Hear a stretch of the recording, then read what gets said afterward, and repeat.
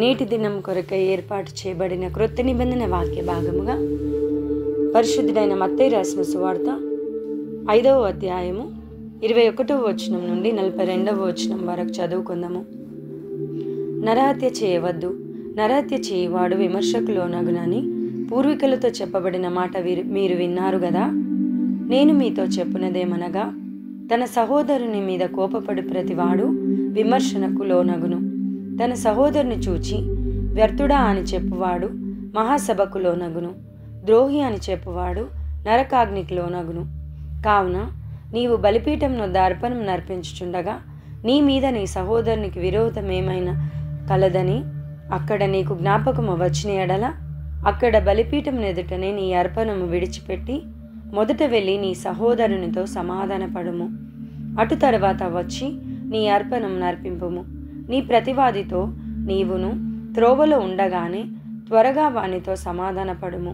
లేని ఎడల ఒకవేళ నీ ప్రతివాది నిన్ను న్యాయాధిపతికి అప్పగించును, న్యాయాధిపతి నిన్ను బండ్రవుతుకు అప్పగించును. అంతటా నీవు చెరసాలలో వేయబడుదు.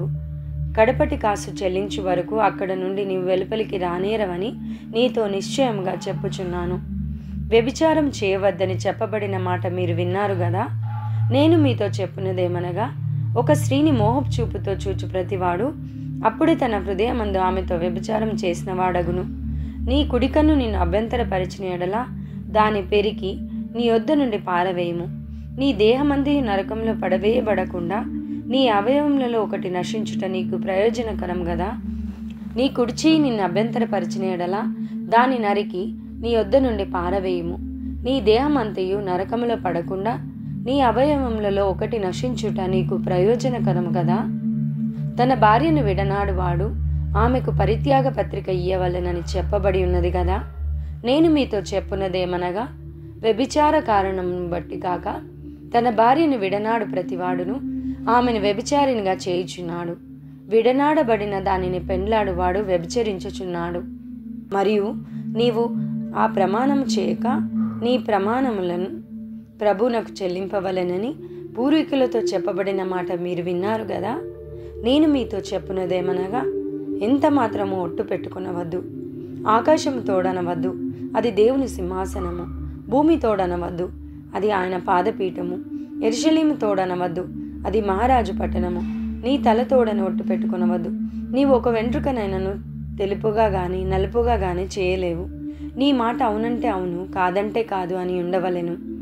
వీటికి మించినది దుష్టుని నుండి పుట్టినది. కంటికి కన్ను పంటికి పళ్ళు అని చెప్పబడిన మాట మీరు విన్నారు కదా. నేను మీతో చెప్పున్నదేమనగా, దుష్టుని ఎదిరింపక నిన్ను కుడి చెంప మీద కొట్టువాని వైపునకు ఎడమ చెంప కూడా త్రిప్పుము.